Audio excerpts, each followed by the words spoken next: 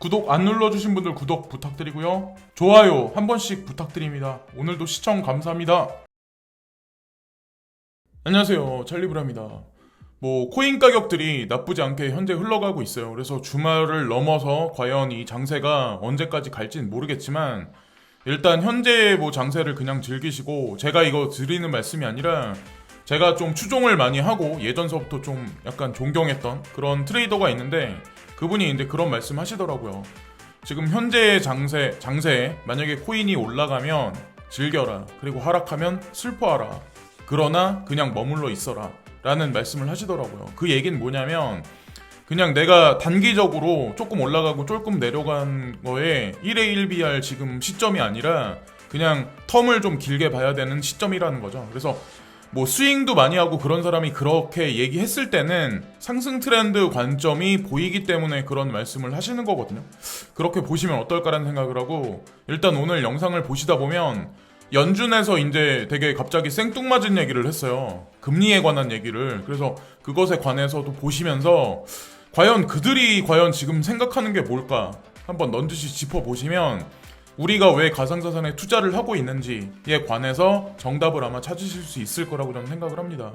일단 첫 번째, 증권거래위원회 4개의 비트코인 ETF 마감일을 45일 연장했다. 그래서 연장됐다는 얘기는 한두 번도 아니고 지속적으로 있었죠. 그래서 대부분의 어떤 그런 기간이 보면 지금서부터 45일이면 한 11월 달 정도 되거든요. 11월 중순. 그래서 11월 21일 ETF 승인이 연기된 게, 그리고 12월 달에는 좀 많아요. 12월 8일, 11일, 12월 24일. 그래서 연내에 비트코인 ETF가 승인이 된다면 과연 어떤 일이 발생될까? 그래서 기대감을 저도 이제 많이 갖고 있고, 주식시장도 마감이 나쁘지 않게 됐어요. 그래서 여기 보면 그린 컬러로 다우존스, 나스닥, S&P 500 지수, 달러 인덱스는 약간의 소폭 하락세로 지금 전반적으로 가상자산 시장, 금융시장이 나쁘지 않게 현재 흘러가고 있고, 바이든 대통령이 좀 의미심장한 말씀을 이제 간밤에 하셨는데, 스테이블 코인에 관해서 은행과 같이 규제를 해야 하는 거를 원한다. 이런 말씀을 하셨어요. 이 속뜻을 여러분들이 잘 보셔야 되는데, 은행과 같이 규제하려면 규제 안 된다, 배척한다 이런 의미가 아니라 그만큼 제도권 수용에 관해서 인정한다는 얘기예요. 거기다가 스테이블 코인을 발행하는 그 단체를 만약에 은행과 같이 취급한다라는 얘기를 어떻게 해석하시나요? 여러분들이 그냥 법정 화폐로 그냥 인정하겠다는 얘기예요. 은행에서 보통 보면 은행에서 돈을 찍어내잖아요. 각국 중앙은행에서. 그러면 그만큼의 지위를 부여하겠다라고 이제 전 생각을 하거든요. 여러분들 이미 아시겠지만 미국은 연준은 지금 현재 달러 발권력에 관해서 힘이 점진적으로 약해가고 있는 과정 중에 하나예요.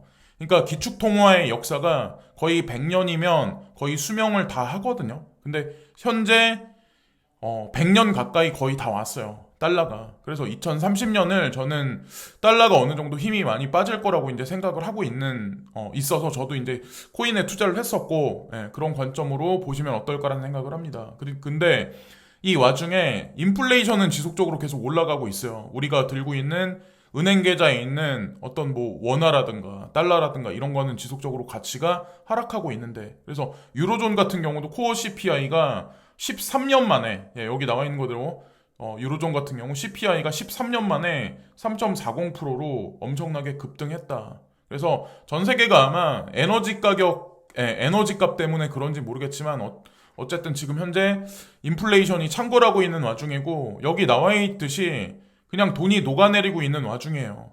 그러니까 그래서 이제 금리 인상이라는 발언, 테이퍼링이라는 공포, 어떤 그런 말이 미디어에, 중앙은행이나 각국 정책 당국자들이 지속적으로 한국 같은 경우 전세자금 대출을 줄인다, 그리고 대출해준 거를 연기시킨다, 막는다 이런 얘기가 나옴에도 불구하고 집값이 폭락하지 않는 이유가 그래서 그런 게 아닐까라는 생각을 하거든요. 전 세계 통화 가치가 점점 녹아내리기 시작을 해요. 나는 손도 안 댔는데, 나는 쓰지도 않았는데 가치가 점진적으로 계속 얼음이 녹듯이 계속 녹아가고 있는 와중이다라고 보시면 돼요. 물론 저 같은 경우도 한 방에 총알은 남겨놨어요. 혹시나 이번 달 중에 폭락할 수도 있기 때문에. 항상 한 방의 총알은 항상 비상시를 대비해서 항상 남겨두셔야 돼요. 이 코인 투자 하시다 보면 왜 제가 그런 말씀을 드리는지 인지를 하실 거라고 생각합니다. 근데 연준에서 이제 카시카리라는 분이 있는데 이분이 이제 갑자기 생뚱맞은 말씀을 하시거든요. 이분의 어떤 위치가 어느 정도인지 모르겠는데 연방준비은행에서 연준의 카슈카리가 채권 매수가 임박한 연준 계획에 만족하고 있다. 네. 그래서 테이퍼링이 올 거다라는 얘기를 하고 그리 멀지 않은 미래에 채권 매수를 줄이는 것이 합리적이다. 테이퍼링을 할 거다. 카슈카리가 2024년까지 연준 금리 인상의 필요성을 보지 않는다. 이 무슨 의미일까요? 그러니까 채권 매입 축소하는 거를 테이퍼링 할 때 그 액수를 아주 야금야금 장기간에 걸쳐서 줄이겠다는 얘기일 수도 있거든요. 여기 2024년까지 연준 금리 인상의 필요성을 보지 않고 있다. 그러면 2023년까지도 금리 인상을 하지 않겠다는 얘긴데 그러면 만약에 이분 말을 바탕으로 그냥 단순하게 해석했을 때는 그때까지 인플레이션은 지속적으로 올라갈 거라는 얘기예요. 사실은. 예. 한편으로는 그렇게도 해석할 수 있겠구나. 그래서 현재 인플레이션 급증은 시간이 지나면서 줄어들 것이라고 믿습니다. 그래서 그냥 지속적으로 돈을 풀겠다. 예, 테이퍼링은 아주 야금야금 하겠다. 이런 식의 해석이면 어떨까라는 생각을 합니다. 근데 코인베이스에서 해커가 사용자로부터 암호를 훔쳤다. 이런 얘기가 나오면 보통 시장이 급락을 해버리거든요. 여러분들 아시겠지만 뭐 거래소 해킹 뭐 이런 얘기가 나오면 근데 이런 얘기가 나왔음에도 불구하고 뭐 그냥 그래요. 뭐 자세한 사항은 후속 기사로 이제 미디어에 전면적으로 돌파하겠지만 뭐 수천 명의 뭐 1,000명 가까이 되는 사람의 뭐 신원 정보가 뭐 어떻게 됐다 이런 얘기들이 있더라고요. 근데 제가 이제 어저께도 이제 제가 저는 텔레그램이나 톡방을 많이 들어가서 보긴 해요. 근데 제가 직접 나와서 말하는 톡방은 제가 유일하게 호라이즌 톡방밖에 없어요. 뭐 거기 계신 분들이 다 괜찮은 분들이고 그냥 단순 논리로 그냥 투자하시는 분들이 아니고 진짜 열심히 하고 저도 거기서 보는 것도 많고 얻는 것도 많고 그러기 때문에 이제 저도 참여해서 이제 보는데 어저께 어떤 분이 해킹당하셨다는 그런 발언을 하시더라고요. 근데 저는 진짜 그런 말씀 들을 때마다 진짜 남일 같지 않아요. 제 바로 옆에 있는 사람이 뭐 그래서 제가 이제 높아심에 한마디 말씀드리려고 하는데 소피어 지갑의 특징에 관해서는 아마 거기 이제 방장님이 이제 말씀하셨을 거예요. 방장 부방장님이 이제 항상 강조해서 주의사항을 말씀하셨을 텐데 제가 이제 한 가지 팁을 드리자면 윈도우를 많이 아마 쓰실 거예요. 거래를 뭐 패드로 하시는 분들, 모바일로 하시는 분들, 뭐 컴퓨터로 많이 근데 차트를 보시는 분들은 컴퓨터로 보통 다 많이 하죠. 큰 걸로 보니까 근데 윈도우 디펜드라는 게 있거든요. 윈도우 보시면 윈도우 디펜더라고 있는데 카스퍼스키인가? 그 백신 프로그램도 괜찮은데 이거는 그냥 공짜예요. 윈도우 안에 내장돼 있는 거예요. 그래서 이거를 우습게 보지 마시고 여기 보면 검색할 수 있는 게 있어요. 백신 잡아내는 거, 멀레어 잡아내는 거, 뭐 트로이 뭐 그런 게 있거든요. 그래서 그거를 온라인에서 검색해서 잡아내는 게 아니라 오프라인에서 검색해서 잡아내는 기능이 있어요. 오프라인에서 검색해서 잡아내는 기능을 틀면 이 컴퓨터가 꺼지면서 이게 그 온라인이 중단하면서 기동을 하거든요. 그래서 이거를 주기적으로 뭐 3일에 한 번, 일주일에 한 번씩 계속 가동을 시키세요. 그렇게 하시는 것도 낫고 또한 중요한 어떤 그 아이디, 비밀번호 이런 거는 전체 거래소, 커뮤니티 사이트, 다움이나 네이버 전체 다 비밀번호, 거래소 같은 거는 다 전체 다 틀리게, 완전히 틀리게 다 해 두셔야 되고 2중 인증, 3중 인증 보안에다가 그리고 제가 메일에 관한 것도 메일 체크하는 법을 알려드리려고 하는데 제가 그거는 다음에 알려드릴게요. 어디서 해킹 메일이 오면 예를 들어서 의심스러운 메일이 오면 먼저 거기 있는 사항을 먼저 클릭하시기보다는 어디서 메일이 왔나 이게 진짜 맞는 메일인가부터 확인하는 게 좋거든요. 그래서 그 방법은 제가 추후에 영상에서 이제 말씀드리겠습니다. 이게 영상 내용이 길어지니까. 그리고 JP모건이 요즘에 이제 오일 값이 되게 많이 급등한다 이런 말씀을 드렸는데 브렌트유가 자 JP모건 타겟은 84달러다. 그러니까 지속적으로 올라갈 거다. 그리고 78달러부터 해가지고 지속적으로 그리고 골드만삭스가 90달러 뭐 일주일 전에 이런 얘기를 했었죠. 84달러에서 90달러로 올려놨고 뱅크 오브 아메리카 같은 경우는 100달러까지 그래서 지속적으로 에너지 상승에 관해서 거대 자산 거대 금융그룹 같은 경우는 지속적인 상승에 베팅을 한 거고 라울팔이라고 리얼비전의 CEO거든요. 이분이 이제 매크로로 분석해서 차트를 결정하시는데 이분이 좀 많이 오를 거다. 향후에 4쿼터 들어서 많이 오를 거다. 그렇게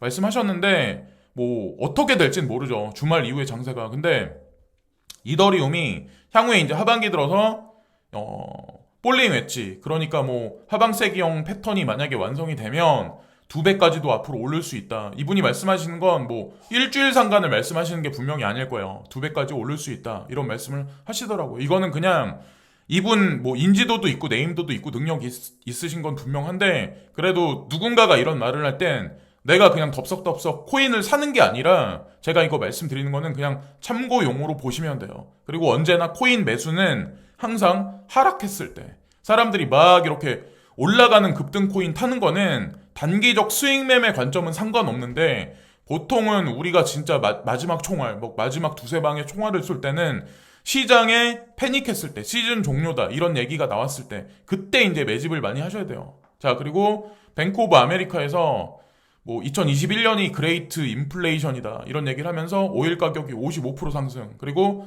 가스 가격이 122% 상승 이런 와중에 겨울이 점진적으로 다가오고 있어요. 자, 그리고 푸드 가격이 33% 그리고 쉬핑 코스트가 이제 화물선 운반 비용이거든요. 이게 225% 당연히 에너지 가격 올라가고 인프라가 와해 돼서 그래서 사실은 쉬핑 코스트가 올라가서 우리가 쓰고 있는 공산품 가격이 전반적으로 많이 올라가고 있는 거예요. 사실은 오일 가격뿐만 아니라 이거는 뭐 하여튼 그렇죠. 그리고 지난 뭐 6개월 동안 US CPI 같은 경우 7.6% 그리고 코어 CPI도 6.8% 그리고 사람들이 이제 임금 같은 경우는 4.9% 상승했다. 자, 여기 인플레이션 대비해서 우리가 받고 있는 급여는 과연 얼마나 많이 올랐을까요? 4.9%밖에 안 올랐어요. 우리는 한국은 보통 웨이지로 받잖아요. 그러니까 월급으로 받잖아요. 말 그대로 월급 한 달에 한 번. 근데 해외 같은 경우는 2주에 한 번 웨이지를 받아요. 2주에 한 번. 보통은 통상 2주에 한 번 받던 아니면 일주일에 한 번 받던 보통 그렇게 계산이 되거든요. 그리고 집값이 오르면 우리 모두는 다 화돈을 하는데 제가 어떤 특정 뭐 어떤 집에 어떤 뭐 아파트에 어떤 톡방에도 제가 관심이 있어서 들어가 있는데 사람들이 집값 오르면은 뭐 얼마 올랐다 뭐 몇 천이 올랐다 막 이러면서 막 단기적으로 되게 기뻐하는데 제가 어떤 생각을 하냐면 집값 오른다고 환호할 필요가 없어요. 다른 집은 안 오르나요? 우리 집 옆에 있는 옆동에 있는 집은 뭐 아니면 옆 마을에 있는 아니면 옆 도시에 있는 집값은 안 오르나요? 다 올라요. 그리고 다른 집값도 오르고 짜장면 값도 올라요. 물가 오르면 인플레이션이라고 보통 경제학자들이 많이 해석을 해요. 그러면 보통 전통적으로 해석하는 방식은 금리 인상한다, 테이퍼링 한다. 그러면 끝이야.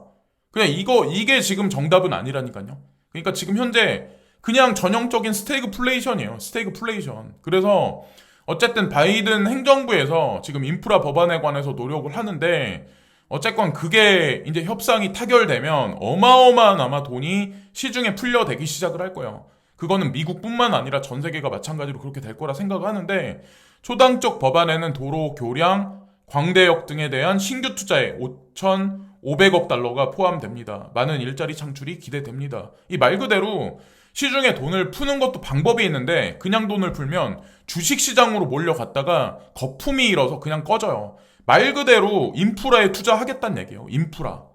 우리가 살고 있는 현물 경제. 그러나 4차 산업하고 관련돼 있는 인프라에 투자를 많이 점진적으로 하겠죠. 이제 그래서 이런 법안을 만들어낸 게 아닐까 그분이 바이든 행정부에서 그렇게 생각을 하고 자 무로라는 차트이스트인데 이분 같은 경우도 이제 지속적으로 계속 뭐 한두 달 텀을 두고 뭐 연말까지 텀을 두고 연말까지 비트코인 기준에서 10만 달러가 넘게 올라갈 거다. 그래서 10만 달러면 사실 하나 기준에서 1억 2천 정도 가까이 되거든요. 진짜 실제로 이렇게 될지 안 될지 모르겠지만 현재 상황에 1회 1비 하시기보다는 좀 장기적 트렌드 관점으로 접근하시면서 트레이딩 하시는 게 좋지 않을까라는 생각을 합니다. 저 아시는 분 중에 코인을 예전서부터 하면서 아시는 분 있는데 그분이 저한테 좀 많이 떨어질 거다. 그래서 자기는 많이 다 팔아댔다. 라고 말씀을 하시면서 저한테 조언을 하셨어요. 근데 저는 그냥 가만히 있었거든요. 원래 트레이딩도 잘 못할 뿐더러. 근데 그분은 시드가 어마어마해요. 뭐 트레이딩도 잘 하시겠지만 어마어마해요. 저랑 비교해서 이제 상대도 안 돼. 완전히 진짜 말도 안 되게. 그 정도로 뭐 원효띠 정도는 아닌데 그래도 한국에서 순위로 따지면 어느 정도 가지고 있는 사람인데 그분이 이제 저한테 그렇게 조언하셨는데 차티스트 분들 말이 많이 이번에 조금 많이 틀렸어요. 결과는 뭐 지켜봐야지 알겠지만 어쨌건 그래서 이 말씀을 드리면서 이번 영상을 마치겠습니다. 그래서 카시카리 그분이 이제 금리 인상에 관해서 2024년까지 미룰 거다. 그때까지는 안 할 거다라는 말씀을 하셨는데 그거를 좀 집중적으로 한번 파헤쳐 봐야 될 것 같아요. 예. 지금까지 찰리 브라운이었고 오늘 하루도 즐거운 하루 되세요. 감사합니다.